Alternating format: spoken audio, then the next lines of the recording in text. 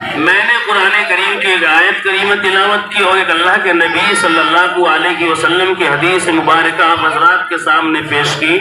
میں صرف اور صرف اسی کو ذہن میں رکھ کر کے مشکل سے 15 منٹ آپ کے بیچ، چونکہ وقت کی قلت ہے، وقت اتنا نہیں ہے، آقا نامدار صلی اللہ علیہ وسلم تشریف فرما ہے، حضرات صحابہ کرام کے بیچ بیٹھے ہوئے ہیں، اور آقا صلی اللہ علیہ وسلم نے ارشاد فرمایا لا یؤمن احدکم حتی اکون احب الیہ من والدہ وولدہ والناس اجمعین۔ فرمایا تم میں سے کوئی بھی شخص اس وقت تک کامل مومن نہیں ہو سکتا جب تک کہ میں تمہاری نگاہ میں تمہاری اولاد، تمہارے والدین، حتیٰ کہ دنیا کے تمام لوگوں سے زیادہ محبوب نہ بن جاؤں، زیادہ عزیز نہ بن جاؤں۔ یہ جملے آقا نامدار صلی اللہ علیہ وسلم نے صحابہ کرام کے بیچ میں فرمائے۔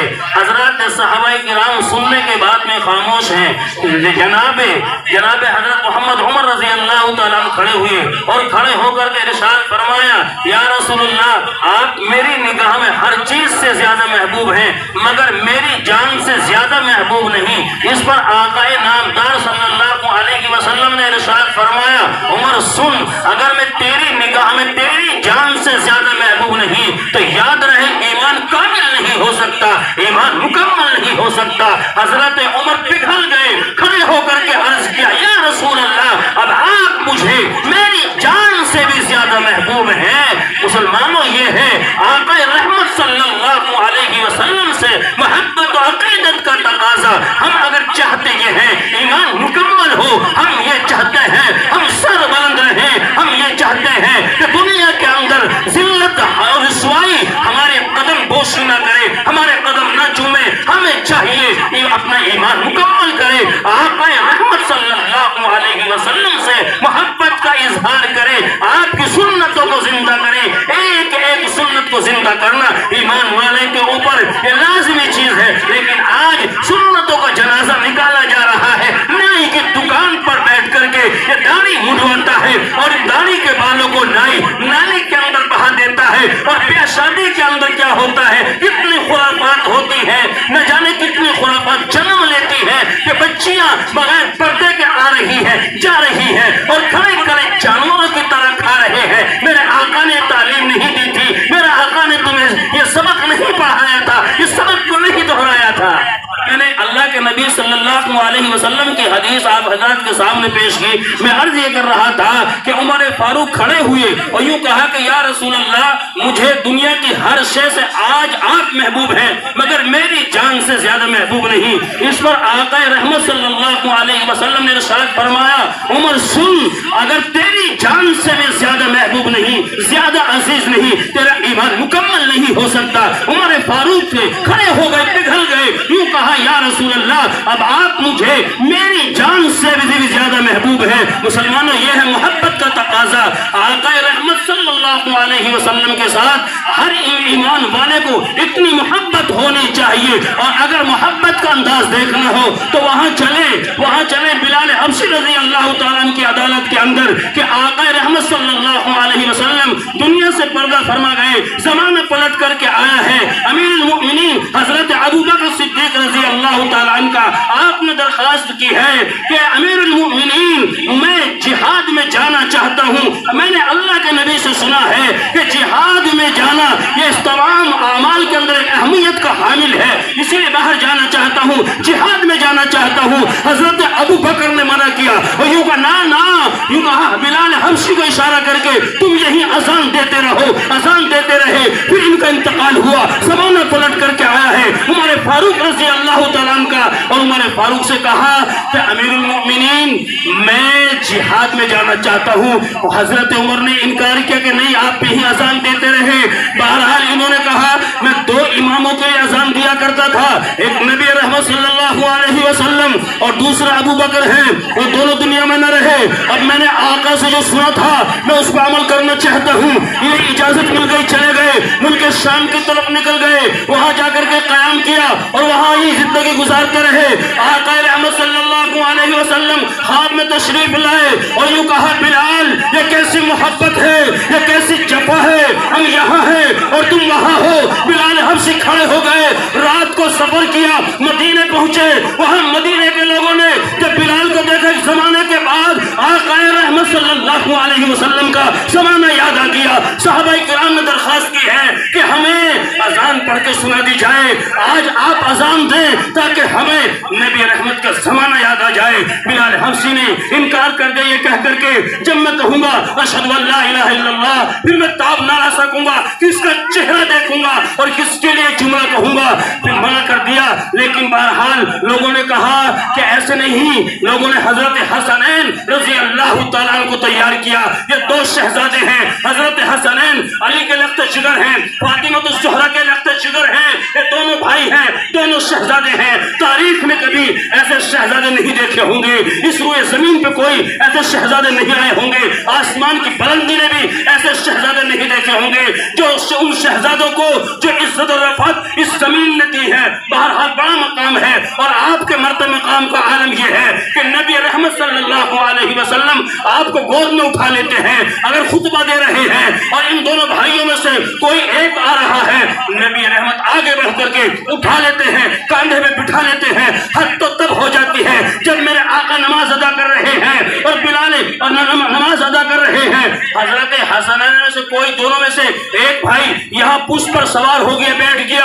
میرے آقا نے نماز کو طویل کر دی, سجدے کو بڑھا دیا. کسی صحابی نے آپ کو ہٹانا چاہا, اللہ کے نبی نے اشارے سے منع کر دیا کہ انہیں نہ ہٹایا جائے. بہرحال یہ مقام تھا حضرت حسنین کا. حضرت حسنین سے کہا, آپ کہیں کہ آپ کے نانا جان کے وقت کی اذان یہ سنائیں. حضرت حسنین نے درخواست کی ہے کہ آپ ہمیں اذان سنائیں تاکہ ہمیں اپنے نانا کا زمانہ یاد آ جائے. بہرحال وہاں شہزادوں کا حکم تھا, کون ٹال سکتا تھا. بلال حبشی نے اس درخواست کو قبول کیا ہے, منظور کیا ہے, اذان پڑھ کے سنائی ہے. جب بلال حبشی نے وہاں مسجد نبوی کو کھڑے ہو کر کے اذان دینا شروع کیا ہے, پھر کیا تھا, پورے مدینے کے اندر کوہرام مچ گیا. عورتیں اپنے گھروں سے باہر آئی ہیں, عورتیں اپنے گھروں سے باہر آ گئی ہیں, مرد حضرات بھی رونے دھونے لگے ہیں.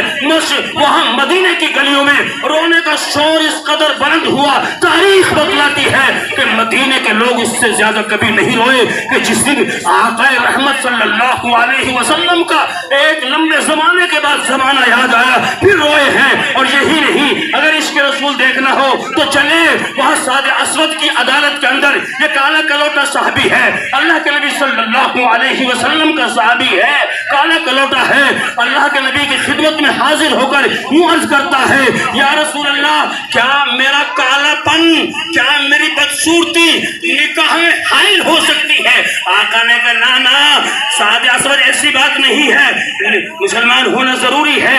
سعد اسود رضی اللہ تعالیٰ نے کہا, یا رسول اللہ, لا الہ الا اللہ محمد رسول اللہ, اپنا ایمان آقا کے سامنے ثابت کیا اور یوں کہا, میں جوان آدمی ہوں اور میں نے اپنے نکاح کا پیغام فلاں ابن فلاں کے گھر میں بھیجا, فلاں ابن فلاں کے گھر میں بھیجا. یا رسول اللہ, سب نے اپنی بیٹی کا ہاتھ یعنی ہاتھ میں دینے کو انکار کر دیا. مطلب یہ تھا اپنی بیٹی کا نکاح کرنے کے لیے انکار کر دیا.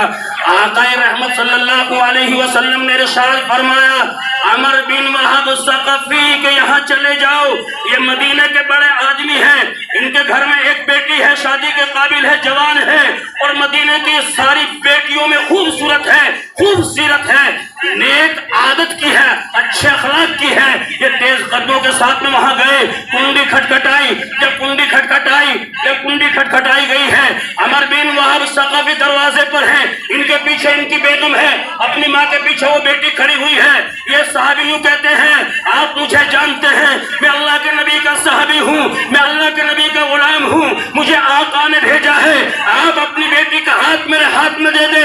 مطلب یہ تھا نکاح کر دے. عمر بن وہب ثقف نے پیچھے کو گردن گھمائی، ادھر کو چہرہ کیا، ادھر بیگم کھڑی ہوئی ہے، آمنا سامنا ہوا، آنکھوں آنکھوں میں اشارہ ہو گیا، نہ اس کالے کلوٹے کے ساتھ میں ہم اپنی بیٹی کو نہیں دے سکتے۔ بیٹی نے سنا کہ میرا ابا نے انکار کر دیا، اللہ کی قسم سیرت کی کتابوں میں لکھا ہے کہ بچی نے یوں کہا، ابا جان آپ نے اس کے کالے رنگ کو دیکھا، آپ نے اس کے بھیجنے والے کو نہ دیکھا، اس کے بھیجنے والا کون تھا؟ یہ کس کا قاصد بن کر کے آیا تھا؟ اس کا کس کا غلام تھا؟ یوں کہا، ابا جان اگر ان ہاتھوں پہ مہندی رچاؤں گی تو سعد اسود کے نام کی رچاؤں گی، یہ ممکن ہی نہیں ہے، میں کسی اور کے ساتھ میں نکاح کروں، چونکہ آپ دیکھو کہ کس نے بھیجا ہے۔ عمر بن وہب ثقفی سمجھ گئے اور لڑکی یہی نہیں رکی، لڑکی نے آگے بات جاری کی اور یوں کہا، ابا جان جب ایمان والوں کے لیے اللہ کے رسول کا فیصلہ آ جائے پھر بات کو تسلیم کر لینا چاہیے، چونکہ یہ حکم یہ فرض و لازم واجب کے درجے میں ہوتا ہے، فرض کے درجے میں ہوتا ہے، آپ اس کو تسلیم کریں۔ بات کو مان لیا۔ عمر بن وہب ثقفی پریشان ہو گئے اور پریشانی کے عالم میں تیز دوڑے ہیں مسجد نبوی کی طرف۔ وہاں اللہ کے نبی صلی اللہ علیہ وسلم کی عدالت میں سعد اسود بیٹھے ہیں اور اپنی شکایت یوں کر رہے ہیں، یا رسول اللہ میں گیا تھا، میں نے درخواست کی تھی، انہوں نے انکار کر دیا، ابھی بات ہو رہی ہے۔ لڑکی کے باپ پہنچے اور یہاں سونے پہ ہاتھ رکھ کر کے یوں کہا، سعد اللہ کے واسطے خاموش ہو جا۔ یوں کہا، یا رسول اللہ میرے ماں باپ آپ پہ قربان، میں حاضر ہو گیا، آپ نکاح پڑھائے، میں اپنی بچی کا وکیل بن کر کے حاضر ہوا ہوں۔ آقا رحمت نے نکاح پڑھایا، نکاح ہو گیا۔ یوں کہا، سعد تیرے پاس مہر میں دینے کے لیے کیا چیز ہے؟ تو جانتے ہو حضرت سعد اسود نے کہا، یا رسول اللہ میرے پاس تو کوئی چیز نہیں ہے، میرے پاس چھت بھی نہیں ہے، میرے پاس میں مکان بھی نہیں ہے، میں کبھی عمر کے دسترخوان پہ جاتا ہوں اور کبھی ابو بکر کے دسترخوان کا مہمان بنتا ہوں، کبھی امیر معاویہ کا مہمان بن جاتا ہوں، میرے پاس تو کھانے کے لیے بھی کچھ نہیں ہے۔ یوں کہا کہ جاؤ سامنے مکان نظر آ رہا ہے، عثمان کا مکان ہے، برابر میں علی کا مکان ہے اور برابر میں دوسرے صحابی کا مکان ہے، آپ وہاں چلے جائیں۔ قرض لے کر کے آئے، یہ دوڑے دوڑے گئے، انہوں نے کہا اللہ کے نبی نے بھیجا ہے آپ مجھے قرض دے دے۔ وہ قرض لے کر کے آئے، وہ قرض اتنا تھا، سیرت کی کتابوں میں لکھا ہے وہ قرض اتنا تھا کہ مہر بھی ادا ہو جائے اور مہر ادا ہونے کے بعد میں کچھ بچ بھی جائے۔ اللہ کے نبی اس قرض کو لے کر کے ایسے اچھال رہے ہیں اور برکت کی دعا دے رہے ہیں، اللہ اس میں برکت پیدا کر دے۔ اللہ کے نبی نے کہا کہ سعد یہ تیرے مہر کی رقم ہے، بیوی کا مہر ادا کر دینا۔ بہرحال ایک مسئلہ یہاں بیان کرتا چلوں، آج مسئلہ یہ ہے اگر نوجوان کا نکاح ہوتا ہے وہ پہلی رات کے اندر یہ تصور کرتا ہے کہ مہر کیا چیز ہے، مہر کو معاف کرا لوں گا۔ اور مسلمانوں سنو اور نوجوانوں سنو، یہ کون سی بات ہوئی ہے؟ اللہ تبارک و تعالیٰ نے تمہاری بازو کے اندر قوت دی ہے، طاقت دی ہے، اپنی کمائی سے مہر ادا کرنا چاہیے۔ یہ کون سی بات ہوئی ہے کہ پہلی ہی رات میں پہلی شب کے اندر آپ کہہ رہے ہیں مہر معاف کر دینا، یعنی گردن جھکا رہے ہیں، مہر کو ادا کرنا چاہیے۔ یہ عورت کا ایک حصہ ایک حق ہے جو مرد کے اوپر لازم کیا گیا ہے کہ ادا کر دینا چاہیے۔ عمر وہاں جس وقت میں قرض لے کر کے آئے ہیں، اللہ کے نبی صلی اللہ علیہ وسلم کے قدموں میں لا کر کے ڈال دیا۔ میرے آقا نے ارشاد فرمایا کہ سعد اس یہ رقم ہے، اس سے مہر ادا کر دینا، باقی رقم جو بچی ہوئی ہے، باقی رقم جو بچی ہوئی ہے اپنے گھر کا سامان خرید لینا، اپنے گھر کا سامان خرید لینا۔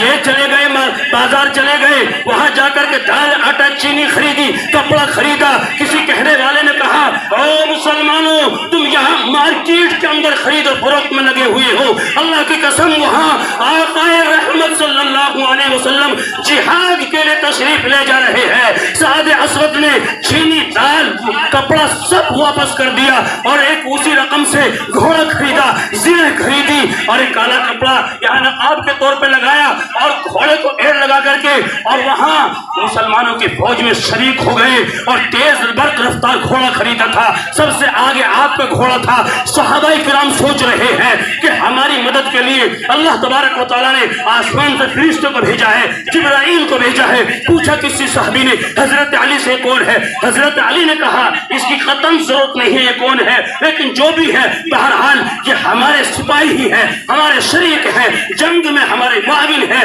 سعد اسود اپنی بہادری کا مظاہرہ کرتے ہیں، دشمن ادھر سے وار کرتا ہے، آپ تلوار یوں چلاتے ہیں، دشمن کو تہبالا کر دیتے ہیں، دشمن ادھر سے آیا, آپ نے تلوار کا وار چوک کیا, دشمن کو زیر زمین کر دیا. ایک وقت وہ آیا کہ آپ لڑتے لڑتے شہید ہو جاتے ہیں, جام شہادت نوش فرما لیتے ہیں. آقا رحمت صلی اللہ علیہ وسلم آگے بڑھتے ہیں, کپڑا ہٹایا, دیکھا کہ ساتھ میرے آقا نے رو دیا, اور میرے آقا نے پھر آسمان کی طرف سر اٹھایا تو میرے آقا نے مسکرا دیا. کسی صحابی نے پوچھا یا رسول اللہ یہ مسکرانے کا کیا سبب تھا, رونے کا کیا سبب تھا؟ میرے آقا نے کہا اگر سننا چاہتے ہو تو سنو. میرے آقا نے پوری داستان سنا دی. میں نے سعد کو کہاں بھیجا تھا, پھر کہا کہ آپ نے کیوں رویا. اللہ کے نبی سے پوچھا کہ آپ کیوں روئے, تو یوں کہا کہ میں نے جب رویا اس لیے کہ میں نے اس کو کہاں بھیجا تھا, یہ کہاں چلا آیا.